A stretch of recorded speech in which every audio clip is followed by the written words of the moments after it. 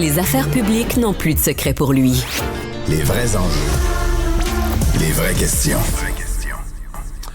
Visite importante. En fait, c'est sa première visite majeure là, à l'étranger. Le nouveau premier ministre, plus jeune de l'histoire de la France, Gabriel Attal, et qui, doit être à quelques minutes à l'heure où on se parle là, de débarquer de l'avion à Ottawa. Va être à Ottawa cet après-midi. Ce soir, dîner officiel offert par M. Trudeau. Demain jusqu'à midi. Et ensuite de ça, va se déplacer vers Québec. Va finir vendredi son voyage à Montréal. La ministre des Relations internationales et de la francophonie du Québec, Martine Biron, est avec nous. Madame Biron, bonjour. Bonjour, Mario. Bon, est-ce qu'on doit être vexé qu'il commence son voyage à Ottawa? Nos amis, les Français, la France alliée du Québec, et il commence le voyage à Ottawa. On continue à avoir une relation directe et privilégiée avec la France, puis on est content que le premier ministre vienne au Québec, essentiellement parce qu'il n'y a pas eu de ces rencontres alternées depuis 2018.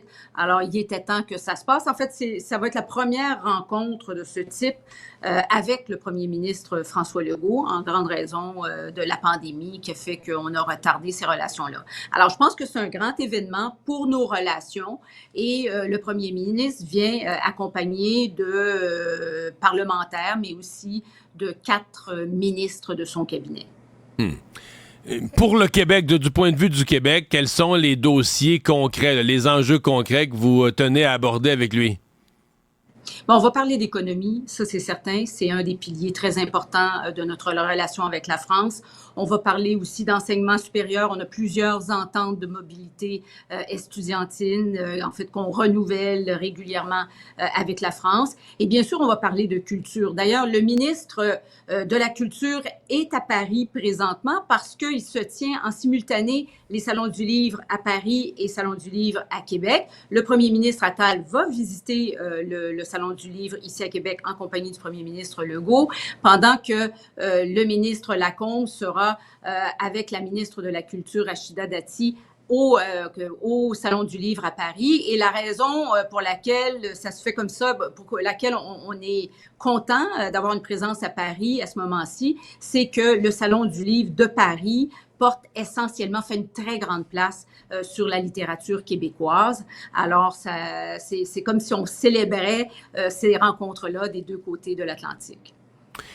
Il y a des gens, surtout des gens du Parti québécois, là, qui ont rêvé d'une époque où ils mettaient énormément d'efforts sur les relations entre le Québec et la France, convaincus qu'en cas de référendum, moi je suis moins convaincu, mais ça c'est une remarque personnelle, mais convaincu qu'en cas de référendum, là, les votes seraient pas finis de compter, que la France allait se garrocher pour reconnaître le Québec souverain, puis ça allait être le premier pays à nous reconnaître, puis tout ça. Et là, ces gens-là véhiculent l'idée que depuis là, ces grandes années, la relation avec la France périclite, que c'est plus ce que c'était, que le Québec s'occupe plus de sa relation avec la France, qu'on est devenu un petit joueur ordinaire dans l'œil des Français, surtout depuis Sarkozy. Vous en pensez quoi, vous? Je pense que la relation avec la France, elle a évolué. Mais la géopolitique actuelle et même, je dirais, la pandémie a fait que les choses ont changé. La guerre en Ukraine, ce qui se passe avec la Russie, ce qui se passe avec la Chine, ça fait que les différentes législatures cherchent de nouvelles relations d'affaires, cherchent à diversifier leur chaîne d'approvisionnement. Et c'est pas étranger ce qui se passe en Europe.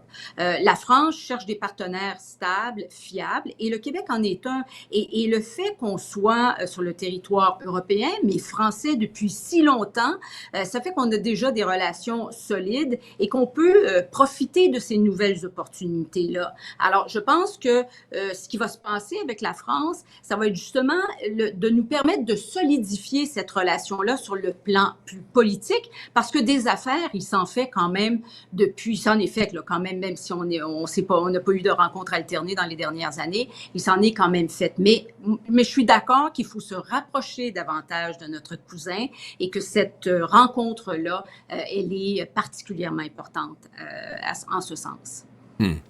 Le Sénat français, parce que c'est un des points là, qui va être certainement dans la rencontre, peut-être encore plus à Ottawa qu'à Québec, mais le Sénat français, il y a quelques semaines, a voté, un peu à la surprise, en tout cas d'ici, on n'avait pas tant vu venir ça, contre cette entente là, qui était jadis le rêve de Jean Charest et d'autres, là, le libre-échange Canada-Europe. Mais c'était... L'entente est en vigueur, mais le Sénat français l'a rejeté, parce que là, il semble y avoir une allergie en France avec la colère des agriculteurs, une allergie à tout ce qui est entente commerciale internationale. Comment vous voyez ça? Est-ce que ce voyage de Gabriel Attal pourrait amener un rétablissement de la situation? On va en discuter, ça, certainement.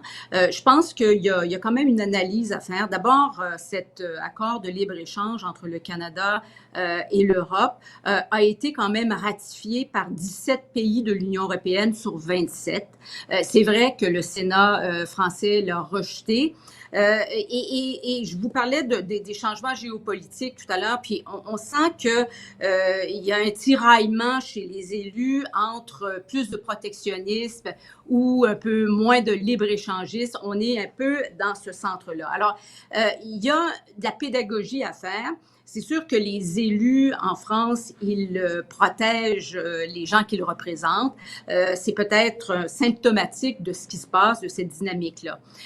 Bien sûr, les agriculteurs en France font de grandes manifestations. Les producteurs bovins s'étaient particulièrement inquiétés de cet accord de libre-échange, mais je vous soumets quand même que c'est à peu près 2% des échanges du Canada au niveau bovin qui vont vers l'Europe. Alors, on n'est pas vraiment des compétiteurs au Canada au sens large. Là, je déborde de mes propres frontières, mais c'est surtout les producteurs bovins de l'Alberta qui exportent vers l'Europe. Alors, c'est pas vraiment un gros enjeu, mais on a de la pédagogie à faire et je pense que cet accord-là de libre-échange, le Québec pourra en bénéficier davantage, mais il y a un travail de fond à faire. Expliquer qui nous sommes, comment on travaille, expliquer davantage que nous sommes un partenaire stable et que nous faisons affaire depuis très longtemps avec les Français.